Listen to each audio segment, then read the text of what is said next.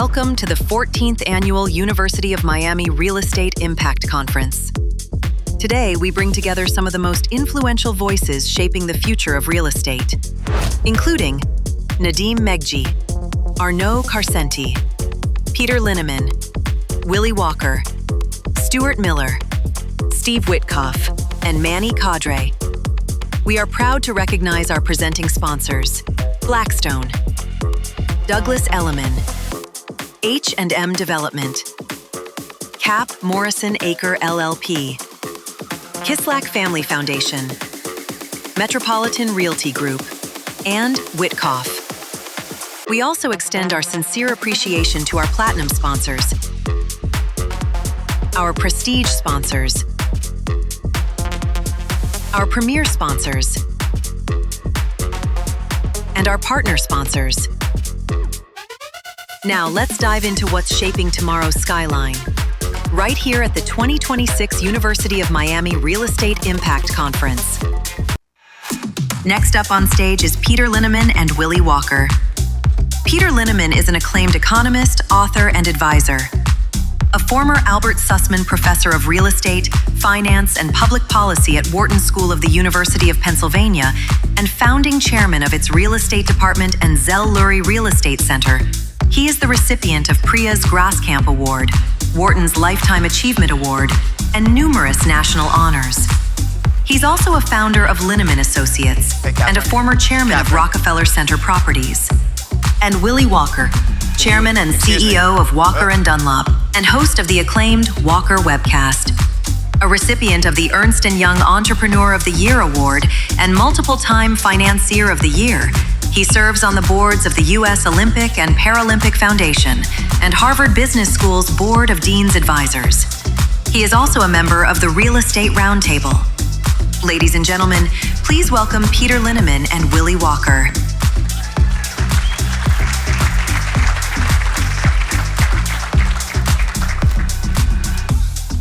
Good afternoon, everybody. It is nice to be in Miami, Peter. It's nice, especially after it being in Philadelphia this winter. It was cold up there. Cold and snowy. Yeah.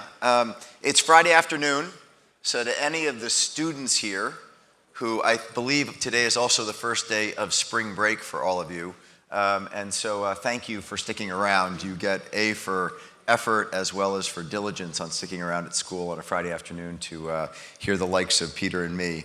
And Peter, as you and I were talking about where we were positioned in this conference between Nadeem and Steve Witkoff, what was your comment on that? Many are too young, but there used to be this thing called Hamburger Helper, which was just filler to make hamburger go farther. So I figured between Nadeem and Witkoff, we're just hamburger helper. We are hamburger helper. Hopefully we give you something that you can eat out of this. So Peter, when you and I got together on the Walker webcast back in October, I asked you to give me a sense of your read on the commercial real estate market and sort of, are you risk on or risk off? And your comment to me was, I'm out. I don't have enough data to make an informed decision at this point. Right. And having known you for as long as I've known you, as one of the most optimistic people I know, and also someone who doesn't let sort of the short term get in the way of the long-term investment, that scared me. Yep. We then had our January conversation, and thankfully you actually had an opinion again. Yeah. What changed between October and January to get it to the point where you could actually read the data and say, I'm either actively investing or not? Just to remind people, we stopped having a lot of data. And just before we stopped, the pattern of data, not one piece, but the pattern of data was consistent with a blip, temporary slowdown, and we're at the beginning of losing 1 million or 2 jobs. And I just didn't know, it was like you were waiting for the next chapter and they didn't release the next chapter. They then released the next chapter, and I don't mean just one piece of data, the collage, and you go, oh, it looks blippy. In which case I became optimistic. There's always things happen, but I became optimistic because I got a little better pick of the pattern. So I'm optimistic now. I think people are probably way too pessimistic right now. And I mean right now, as we speak. I think people are too pessimistic, but we'll get into that, I'm sure. We will. So this morning, as you and I were flying down together, I turned to you on the plane and said, what do you think the jobs number is going to be?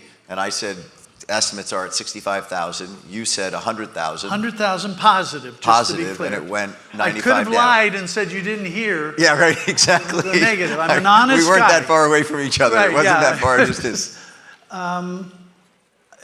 I don't think the data is being manipulated in a political sense or I think they have a lot of trouble with their data right now. Response rates are not great.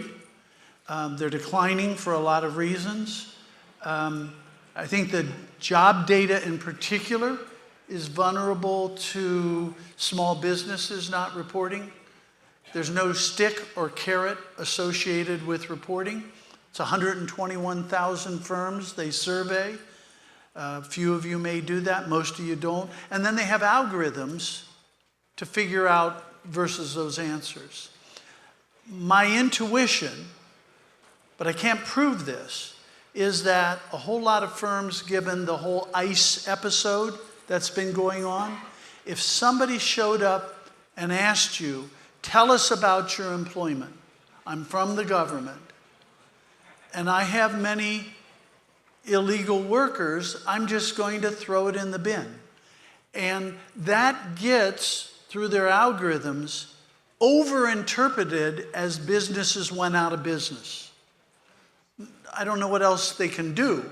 So I told you that last year officially, we had 181,000 jobs growth, even though, which is 10 basis points of job growth. No job growth, in other words. And in fact, you had 800,000 jobs added in healthcare. We only had 181,000 total, which means the rest of the economy didn't add jobs. I don't believe that. I just don't believe it. I lived through the year.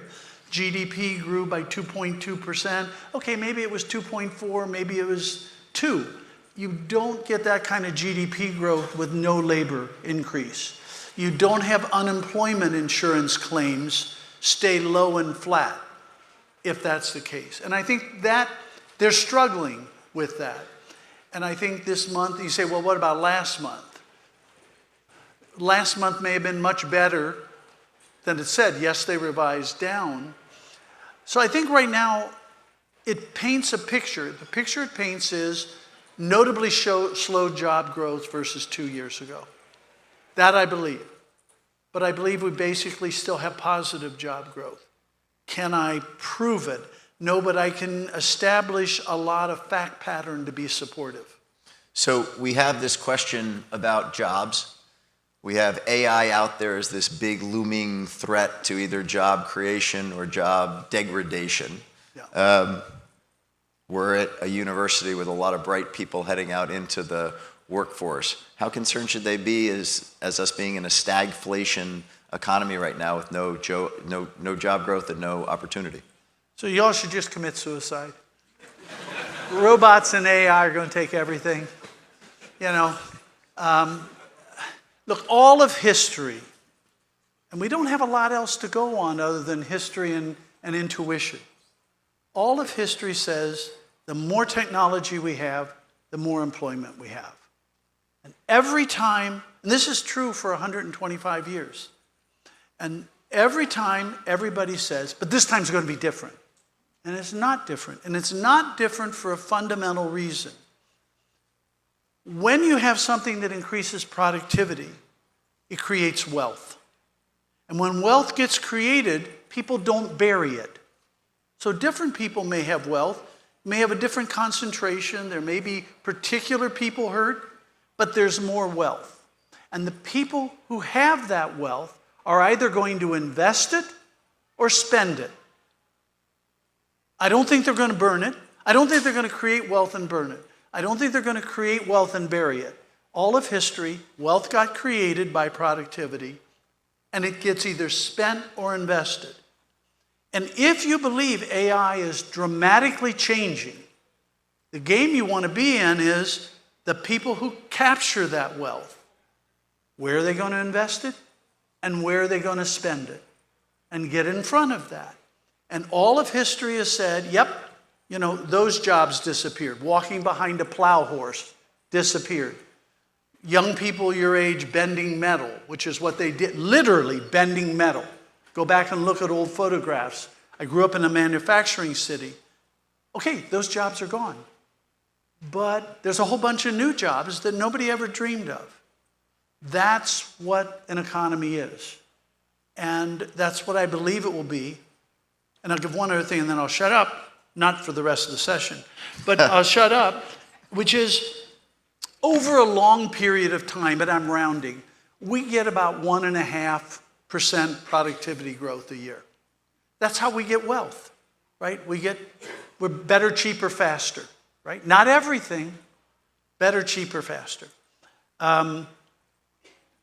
That's with electricity, that's with potable water, that's with modern sewage, that's with computers, that's with internal combustion, airplanes, cell phones, the whole thing. We get about 1.5%, okay? The real question is not, will AI increase productivity? Is it why we're going to get 1.5% over the next 20 or 30 years? Or is it in addition to the 1.5% we'd normally get?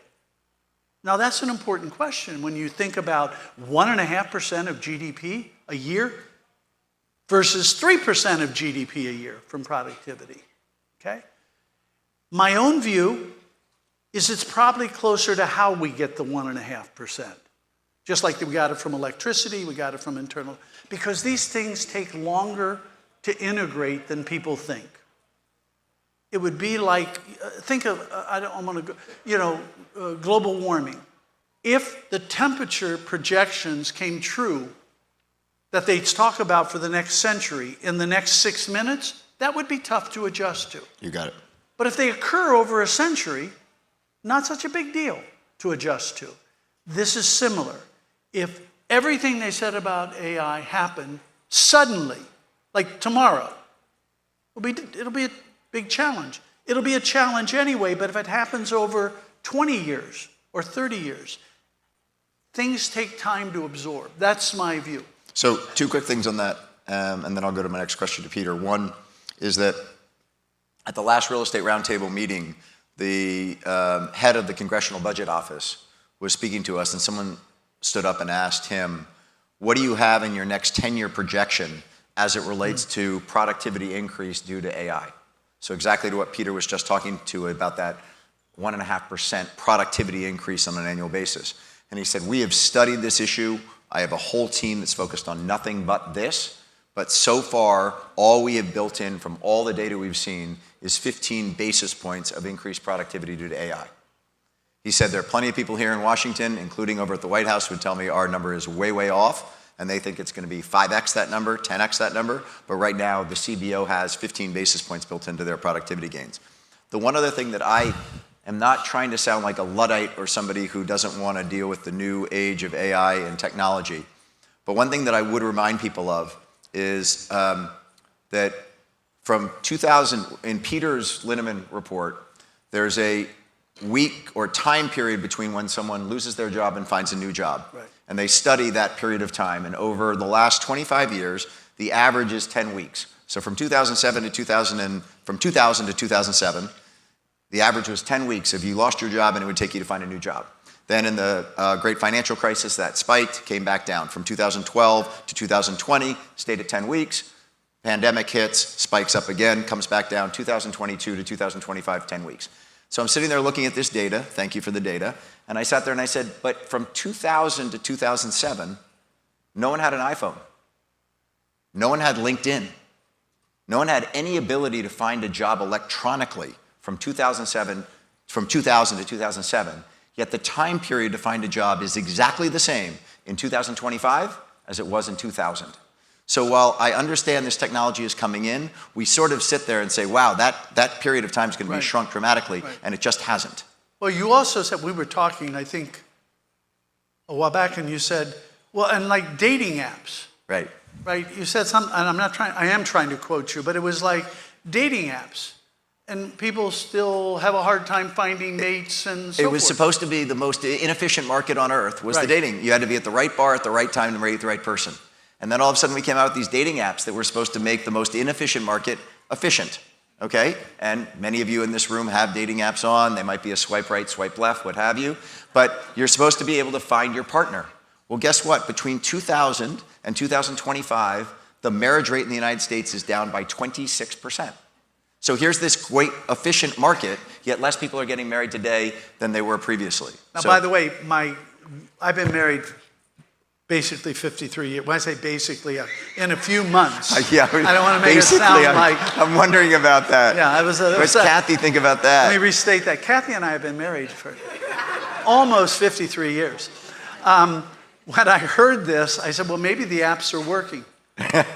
These people shouldn't be getting married, you know? That's a little cynical. One thing that you don't have, every Linneman report, Peter, you have your canaries in the coal mine to try and give people a sense of things that you're watching out for that are, the canary in the coal mine that could be something that's going to cause us problems. And in your last Linneman letter, you have 55 canaries and 12 of them are dead. Yeah. So 22%, which is the highest number of dead canaries you've had in I don't know how long. Since the pandemic. At least since the pandemic. Right. So where's the caution and why? You're starting to see, I'll give you one obvious, you're seeing bigger deals, right? Bigger deals. Deals have natural barriers. Like when you see the biggest deal that's ever occurred, it meant you've overcome hurdles, right, that are beyond normal. And that means people must have money. And when they have a lot of money, there's a risk they have more money than brains. Not to suggest they're stupid. That's a very different thing. You can have more, you can be brilliant, but if you have more money than brains, what are you going to do with it, right? And so that's a good example. You're starting to see mega deals, right? Which means people have maybe a little too much confidence in trees growing to the sky. AI to me, I can believe in it, but I don't believe trees grow to the sky. I believe trees grow, but I don't believe they grow forever. And so those are the kind of hints of, you don't see many of them in real estate. The only one notably you see in real estate could relate to data centers. Right. And you said a year ago when I said to you, pick your asset class right now in commercial real estate, and you said, well, if you want to stay wealthy, multifamily, and then I said to you, if you want to get rich, yep, you said, do office. and I said, and if you want to get poor, I said, in a longer term horizon, do data centers. And my rationale is simply three things. Come on, I'm almost 75, so you don't ask for a 75-year-old to have great insights on technology, right? But the margins, I heard Nadeem said, the yield on cost is something like just under 8%.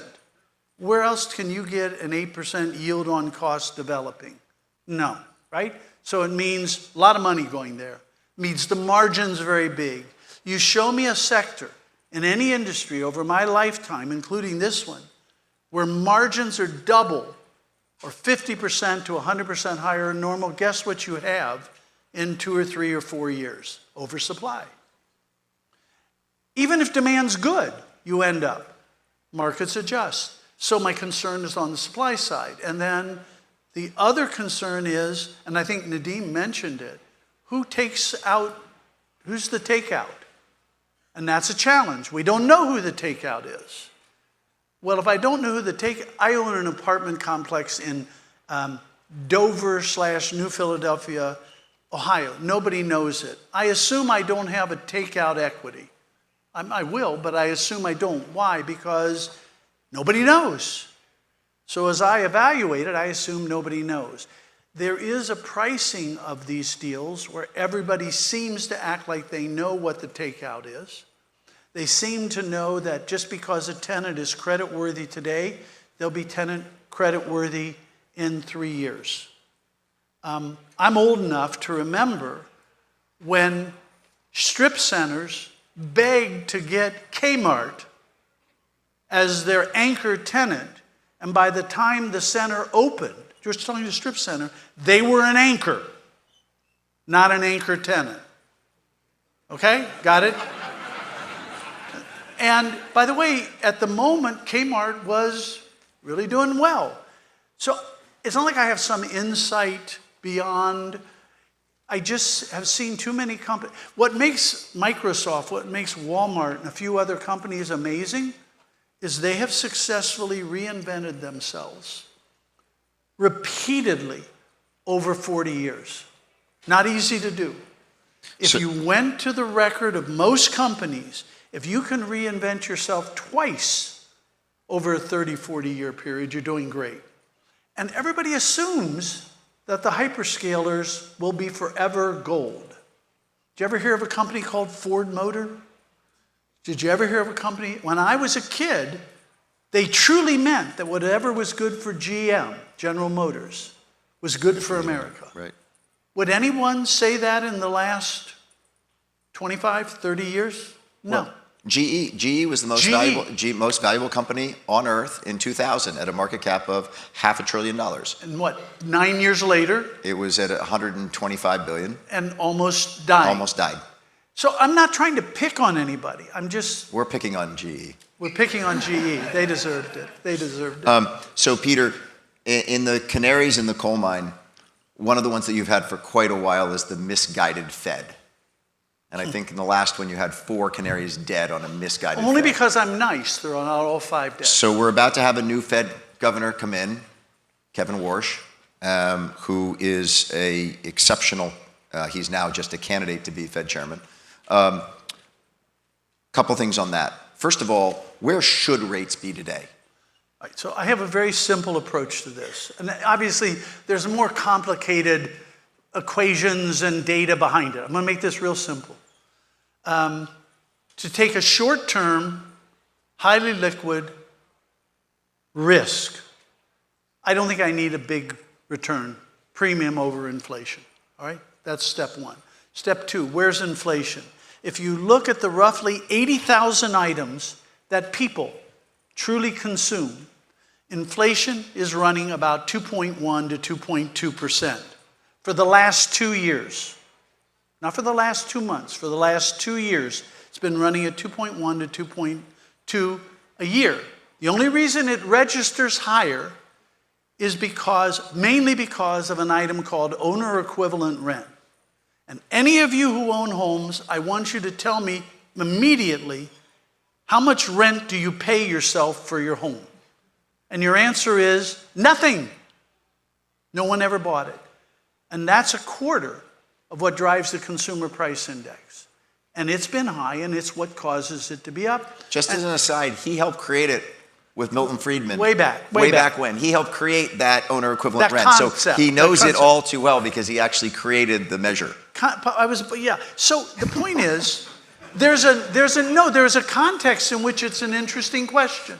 There is, particularly when you didn't have Zillow to do an automatic valuation of a home property. That was the spirit of what you were trying to do. You were trying to compare, for example, it was a useful, I'm not saying perfect, but it was a useful effort to basically ask what's the cap rate you apply to your home, and is there an arbitrage between rental and owner of a home?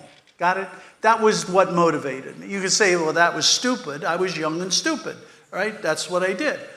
But 2.2% for 2 years. By the way, the 30-year average of the inflation, not including that owner equivalent, for the 30 years prior to the onset of the pandemic was 2.2%.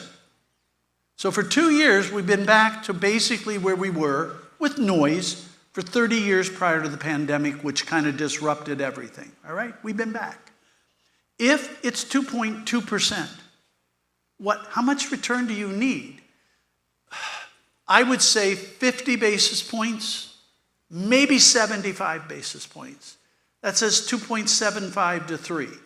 There are some people who would say you only need 25 basis points. that would say 2.5. So somewhere between 2.5 and 3. I would say closer to 2.75. It is currently 3.5.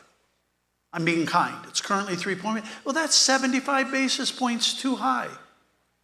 And the way I've, quote, won my bets is nothing more than this little insight, which is the rates are too high. So is the rate closer to where it should be? Of course. Is it where it should be? No, it's still 75 bips too high. With the new appointments, by the way, if you were the president and you think rates are too high and you're choosing people, are you going to pick somebody who believes it should be 100 basis points over inflation or 25 basis points over inflation? Doesn't mean you're going to force an answer on them. They went to the same universities, they worked at the same jobs, they all have integrity, okay? But you're going to pick people, right? So it's very possible you're going to get a majority in there in the course of the next year or so that believe it should be 25 to 50. And you're on for this year then for? 75 basis points cut, I think, is absolutely in. They'll backload it again, like they've done the last 2 years. I think they'll do one probably before the middle of the year, and again, probably two at the end of the year. And depending on resignations, like I think Powell will go off. I don't know that, but I think he'll go off. He has more term. That's another appointment. That's going to be another person who believes 25 over inflation and so forth. So it could easily be 100. So if any of you are polymarket bettors, you might want to go and make a bet on polymarket on what Peter just said. Because in 2024... Three and four. Four and five. 4 and 5, yes. So in 2024, you all may recall that the outlook was that the Fed was not going to cut it all during that year, and Peter came out at the beginning of the year and said we'll have 3 rate cuts. We got to about June, Peter said we're going to have 3 rate cuts, and in June of 2024, nobody, and I mean nobody, dot plot said there's no way they're cutting this year. Peter and I were in Philadelphia together. He said we're doing 3 this year. I said if they're 3, I'll kiss your feet at the end of the year. So fast forward to the end of the year, and sure enough, we get 3 rate cuts in 2024. And in our January webcast, I got down on my knees and I kissed Peter's feet. So I wore clean shoes and socks, just so you know. This past year, yet again, Peter goes 3.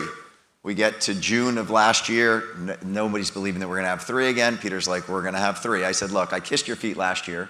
I don't want to kiss your feet again. But if it's 3, I buy you a new pair of shoes, and if it's less than 3 or more than 3, you buy me a pair of shoes. So that pair of New Balance shoes right there are a pair of shoes that I bought for Peter. Thank you. Now, he's a man of his word.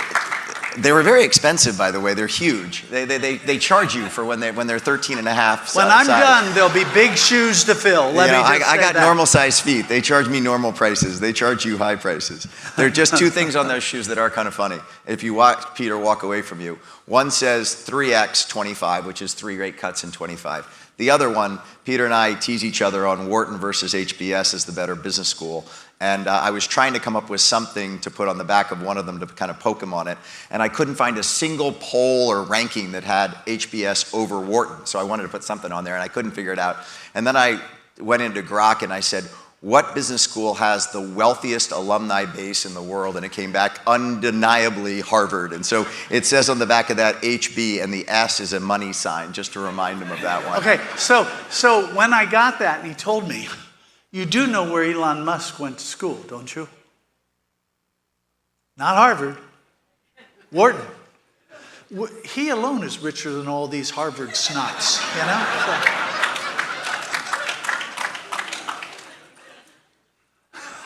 I don't know where to go from there. I was going to throw in that the president also went to Wharton, so you've got 2 of them. So let's switch gears for a second here. We've talked about rates. Oh, I wanted to get on this. A lot of people are concerned about our national debt.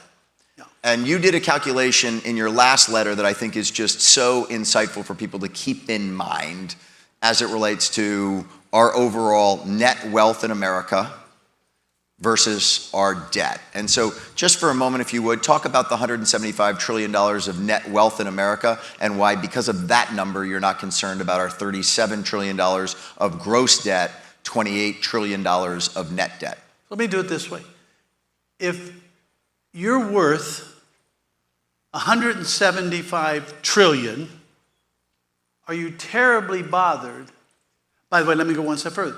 You're worth $175 trillion, and it's growing by 8 to 10 trillion a year. Your wealth is $175 trillion, growing 8 to 10%. Well, I'm putting it in trillions then to round it, right? So it's growing 8 to 10 trillion a year, okay? And you're worth 175 trillion to start with. But against that is off-balance liability of 27 trillion in federal government debt. And that's rising by 2 trillion a year. So your wealth is 127 and the other debt is 27. What's your net? Like 148 trillion. You got a lot of wealth, don't you? Got a lot of borrowing capacity, if you will. Got a lot of collateral, if you will, on that liability, right? And another way of viewing it is, if your wealth is growing, let's just say 8 trillion a year, okay? Do you think you could take on another 2 trillion in other liabilities? That 8 trillion is net of normal debt, right? So there's this other 2 trillion that we're running as a deficit. Well, if I could always create 8 trillion in wealth, I could take on another 2. Not should I or shouldn't I? That's a totally different question, right? Should I or shouldn't I is a different question. Can I? Of course. And that's why my entire life I've heard people say, we can't go on, it's going to destroy the economy.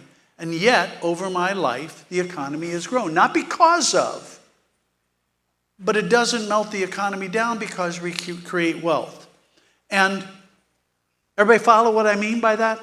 Right? It's kind of obvious when you think. And people say, well, how would we pay it off? Well, we could tax ourselves. And remember, when we pay off that debt, 2/3 of it we owe ourselves. So this half the room pays it, that half the room gets 2/3 of it. You know, it's not as bad as it sounds, right? And so the real problem is if we don't create wealth. And the United Kingdom, I'm not picking on them, has not created wealth since 2007. Different problem for them. If you don't create wealth, the growth in that deficit is a bigger problem. Germany hasn't grown since 2016. If you don't create wealth, it's a bigger problem. Zimbabwe never created wealth. When Zimbabwe runs a deficit, it's a problem, okay? And I'm not saying we should have a deficit, we shouldn't have a deficit. I'm saying we can, and we're not robbing our children and grandchildren. When you go out to eat tonight, are you robbing your children by paying for your meal? No, it's part of your normal life, right? That's it. And people say, well, how do we keep floating this debt? Because we're wealthier. It's that simple. And because the rest of the world gets wealthier. And where would you rather, if you just struck oil in Guyana, and you're the one who's getting a lot of that wealth, would you want to invest it in Guyana or in U.S. bonds? I know where I'd invest it, same place as you do it. So why would they do it? So this morning we were talking about oil. Oil runs through everything. Oil has a huge impact on the inflation print. It has a huge impact on GDP growth, everything. So you said to me this morning, and this is before I showed you walking out here, that it was at over $90 a barrel. Right. But you said to me this morning, oil will be at?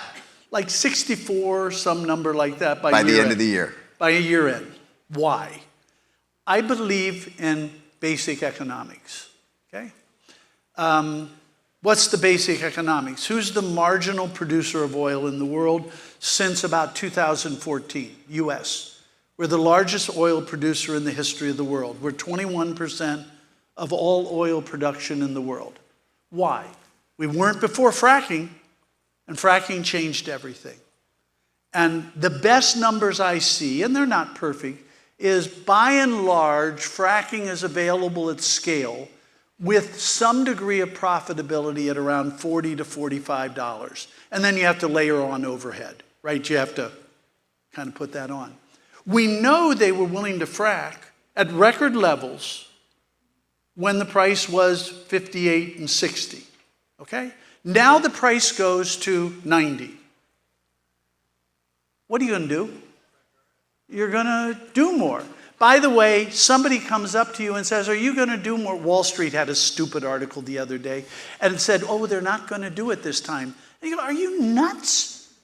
If you were willing to do it at 58, you're really willing to do it at 90. You're still willing to do it if it's 86. You're willing to do it if it's 82. You're willing to do it if it's 78. And if you kind of do crude math, if it's break even incrementally at, let's say, 45 or 50 and you layer on overhead, you kind of see where it's at, and that's the incremental supply. And the tar sands, the math is not so different up in Canada. It's different, but it's not so different. So why will it come down? It's going to come down because supply will come on. Had it not been for fracking, do you realize where oil would literally be at today? If it had not been for the US, if we would have done like Europe does and say, no, we're not going to frack, or like New York State does, we're not going to frack, oil would easily be over $200 as we're talking today, and it would be worse than it sounds, because we net as a country, not every individual, benefit from higher oil prices. We're the largest producer in the world. So when the oil price goes up, we gain. Just like Saudi Arabia gains, except we're not being bombed. If it weren't for fracking, we would be a net importer and we'd be getting crushed economically with no opportunity to take advantage of it. So the world changed dramatically. And by the way, everything I just said about oil, you can kind of do with natural gas. The numbers are different, but the concepts are the same. And so that's why I believe it'll be down. Do I know when the war ends? No. Do I know how it ends? No. All I'm counting on is the world doesn't end. And by the way, and I don't mean to be totally glib, if the world ends, I've had 75 good years. So, and on that, by the way, everyone in this room is about to learn from Steve Witkoff when the war is going to end. So, I mean, yes, they're in the right place at the right time. They hear from you, don't worry about it, and then they get to hear from Steve when it's actually going to get off. Right. No, all I'm saying is we're going to produce. And because if he doesn't produce, the guy in the well next to him is going to produce. So let's switch for a moment, as we've got about 5 more minutes, so we're going to go to some Q&A, and then we'll give up the stage. By the way, aren't these great shoes? He loves to remind me of it. So Peter, as I have tried to underscore, you've been really right on a lot of the big things over the last 5 years. Uh-oh, I hear it coming, though. Here it comes. There's a but coming, no, I know. It's only in that, what have you missed? What's been the piece of the economic analysis that has happened that you sat there and said, I didn't think this was going to happen? The big one I got wrong since COVID, which was 6 years ago. 6 years ago, almost today. Almost to the day, right? Just to put this in context, was how fast people would come back to the office. Right. I thought they would have been, and I was very vocal. So other way of saying that, how slowly they have come back. Correct. I understood productivity. I understood the literature on cognitive behavior. I used to joke and say I can barely get my people. This is not literally true, but I used to joke saying I can barely get them to work when they're here. How am I going to get them to work when they're not here and they're walking their dogs? And yeah, if you have a really nice place to work and you're really disciplined, which this group would tend to be, but that's not most people. So most of the people, most of the time, the cognitive literature showed you're better off working in a group than alone for a variety of reasons. And I thought by late 22, they'd be back, and hence office would be back. And what happened was they didn't come back, or they came, but much more slowly. In the meantime, office got hollowed out, and that led capital to to just flee. It was self-reinforcing. So not only was the rent and occupancy bad, capital left. And by the way, as you know, people are coming back, right? But it's massively. Slow. I mean, I'd give myself a score of, this is a John Maynard Keynes in the long run. I got it right, but I didn't get it right. That would be the biggest, I would think. I made a couple of other mistakes, but not a lot. The job market last year was not as weak as the data shows, but it was weak. And if you look back what I said at the beginning of 2025, I think I was saying like 1.4 million. Yep. And I think it ended up around 800,000. I don't believe the 180,000. We could have a conversation, but I told you kind of why. And that's a pretty big miss. Do you believe any of these GDP growth goes from 2.8% to 4% to 5% to 6% due to AI? There are a lot of people out prognosticating just unprecedented GDP growth in the United States. The staggering part of that is, in one breath, they predict it, and in the next breath, they predict that it will destroy the economy, which is completely logically inconsistent. It's impossibly inconsistent. How could, because what's going to happen with all that wealth? What's going to happen with all that income, right? So you can't have one belief and have the other, in my view. I would love it. I would love nothing more than to see AI raise productivity from 1.5% a year to 3 or 4% a year, and then you'd get that GDP. Why? For the same reason I'm glad we have tractors instead of walking behind plow horses. And I'm glad we have computers, and I'm glad we have automation to lift steel instead of, somebody having to lift molten metal, all those reasons. I don't think it'll happen, but I would be thrilled if it happened because we would have more leisure. Remember, by the way, you go back 100 years ago, you understand the work week was 6.5 days a week? So what's happened is we get 1%, I'm rounding all this, we get 1.5% productivity growth a year, we consume about 2/3 of that, and we take about 1/3 of it in leisure. So we went from working 6.5 days a week to 6 days a week to 5.5 days a week to 5. We probably were close to 4 3/4 days when COVID hit. We continue to create wealth. Is it surprising you see it drifting down? And everyone said, well, it can't go lower. Of course it can go lower, right? And so we may be in the midst of a 4-day work week. That doesn't mean every company works 4 days, not every person. So I'd love to see that. I don't think I'm going to see it on a sustained basis, but I'd be thrilled. One final thing, and we're going to go to some questions after this. On that, if we were sitting here in 2000, and I said to you, the internet and e-commerce seems to be a big thing, and there's this company called Amazon out there. You and I would have run out and bought Amazon, particularly if I told you that it was going to turn into a $5 trillion market cap company, right? That would have been the right move. Where were you when I needed you? Right, but you and I also would have shorted all bricks and mortar retail. Yeah. If you told someone in 2000 that Amazon would become a $5 trillion market cap company, you would have sold every piece of bricks and mortar retail that anyone ever owned. Yet today, how much retail is online versus bricks and mortar? 6 out of every $7, not including auto, right? 6 out of every 7 retail dollars still go through bricks. That's not to say online hasn't grown. Of course it's grown, and online has taken like 90% of the growth, but 6 out of $7 keeps a lot of people busy, right? And it's going to keep them busy a long time. And gives Walmart a $1 trillion market cap. Think about that. Yeah. By the way, you know the main difference between Walmart and Amazon in terms of retail? Walmart makes money on their retail. Amazon does not make money on their retail. How does Amazon, trust me, if you go through the number, how does Amazon make money? They make it from web services. So the cloud, if you will, is a huge money maker. And they make it from procurement services, right? Which is a service. So Amazon makes money from being a warehouse and a procurement company, okay? And one other thing, information.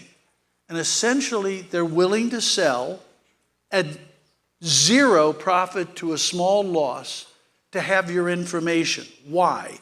To sell it to advertisers. That's it, okay? But they don't make money from retailing. Walmart Makes money from retailing. They make money from retailing. And that's why they wanted the online part. Walmart wanted to double dip because they had figured out how to make money from retailing. And if they could also figure out how to make it from gathering information and selling that information for advertising, they could double dip. And they have done it not as effectively as Amazon on the information side. They come a long way. I think we have questions now. Yes, Chuck? I think they like your questions better than their No, questions. it's I have a little bit of practice at this, Chuck, but not a lot. All right, so we've got a couple of questions related to housing affordability. You could take this in any direction you want, but I'm going to interject a thought on it. Richard Green out at USC in the Lusk Center had a dialogue about this in the fall, and he said, there is an underlying demographic issue with housing affordability that we didn't have so much in the past, which is related to the marriage rate. That essentially single person efforts to acquire housing are more difficult than married people. So that was an interesting twist to all of the other things we usually think about with interest rates and other things. But take that in any direction you want. Well, as you know, the average age of the first-time home buyer in America today is 39 years old. 39. Now, yeah. Okay. So, yeah. So I'll give you, remember this is an old guy, and I've studied housing a fair amount. Two fundamental things are happening on housing affordability. One on the supply side. Communities don't want you if you're an entrant. They don't want you. They want Stewart, who's going to come out here in a moment. They want Lennar Homes. That they yeah, want. right. They just don't want other home builders. They just don't want you. Why? 2/3 of all, just think of the following electoral math. 2/3 of all households own their home. If you own a home, the last thing you want is competitive supply. And people figured out how to drive that politically. Oh yeah, we want them. We really want an initiative. We'll subsidize 9 houses. See how good we are. But to hell with the rest of them, we're not going to let them really. And by saying not going to let them build, we're going to put fees on, we're going to put delays on, we're going to do. They don't want you politically. 2/3 will outvote 1/3. It's that simple. And they figured it out. The second is on the other side, the consumer side. So when I got married out of university, okay? And when I got married out of university, probably 50% of university graduates in the United States did. Come back 5 years later, probably down to 15%. Was right on the cusp of that. If you're getting married, and by the way, many were married before that. If you're getting married in your 20 to 25 and you're having kids 2 to 3 years later, you tell me when you need a backyard in schools. And the answer is by 30. If you know you need backyard in schools by the age of 30, you don't do DoorDash. You don't take a ski trip. You don't take a Caribbean trip. You don't go to Europe because you committed to the little Rugrats. And you need money for the down payment. And so you saved. Now, today, you get married at 30. I'm rounding. And you get 2 to 3 years till you have a kid. When do you need a backyard and schools? 40. When you're sort of 38, 39. Guess what you get to do in your 20s instead of saving to buy the home? I'll go to the Caribbean and I'll go DoorDash. I mean, people do home delivery like it's a birthright. It just staggers me how people who complain about it. My wife and I carry out from restaurants. We live in Center City, Philadelphia. We carry out from restaurants, and trust me, we could afford DoorDash. We see DoorDash coming in and out of every low-income apartment building in the city, right? And there's There we are, because I'm be damned if I'm going to pay an $8 fee, right?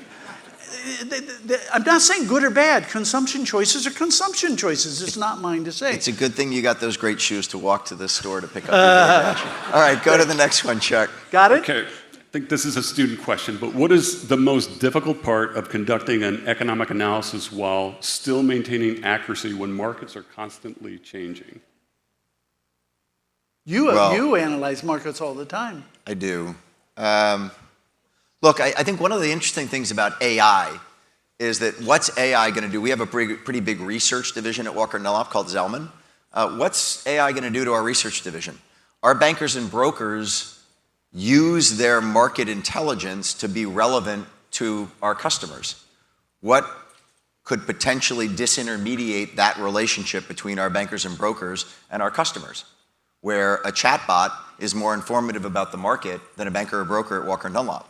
Those are very real issues that all of us who are in the service economy and who are lenders into this space are dealing with right now.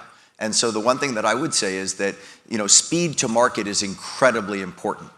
I was signing a lease this week for a house that we're renting, and I don't look at leases that much, even though I know a lot about leasing apartment buildings.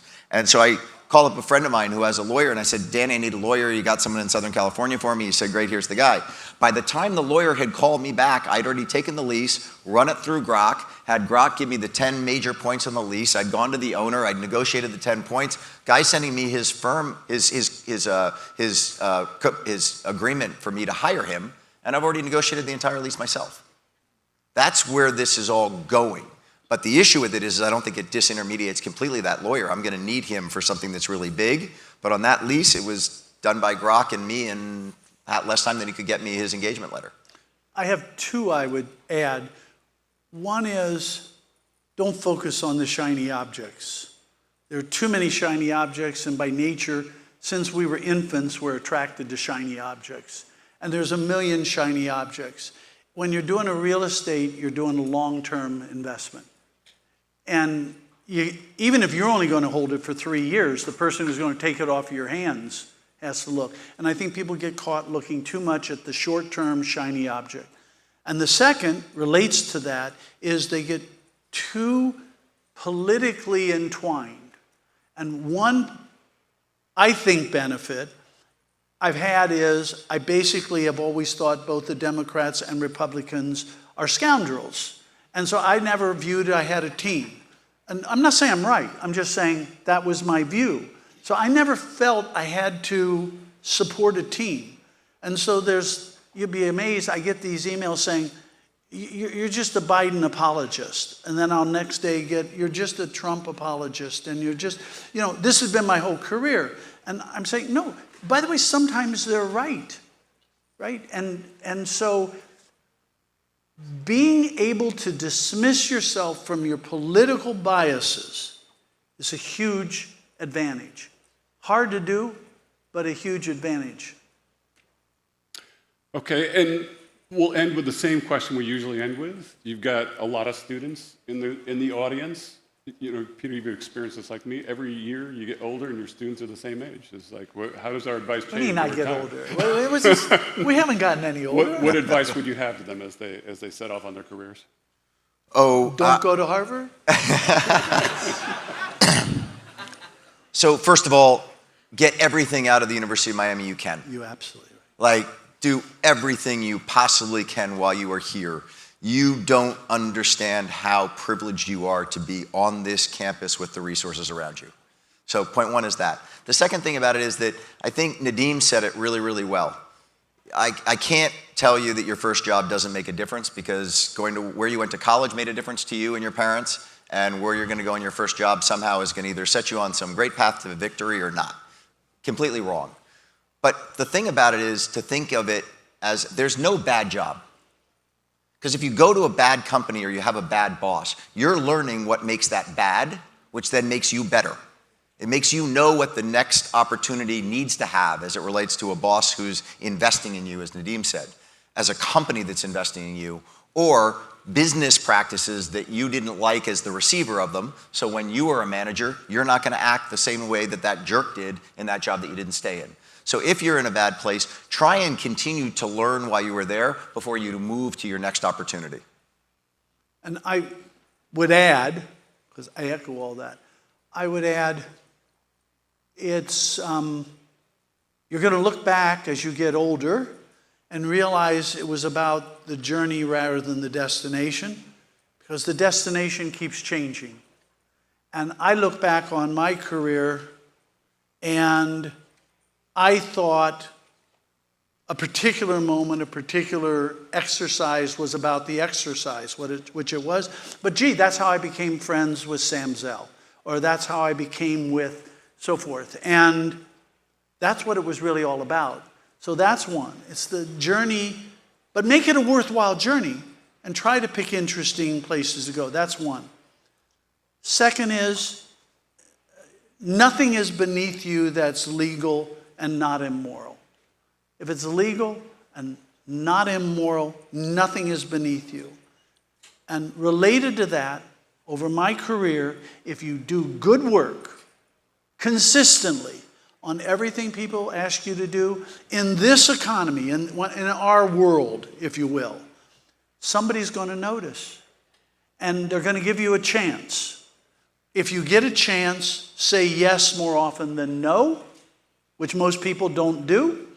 And the second is, understand that being able to do things well consistently is a rare skill and will differentiate you. And if nobody has noticed you're doing that after a year or two, go look in the mirror and ask yourself, am I doing as good a work as I think I am?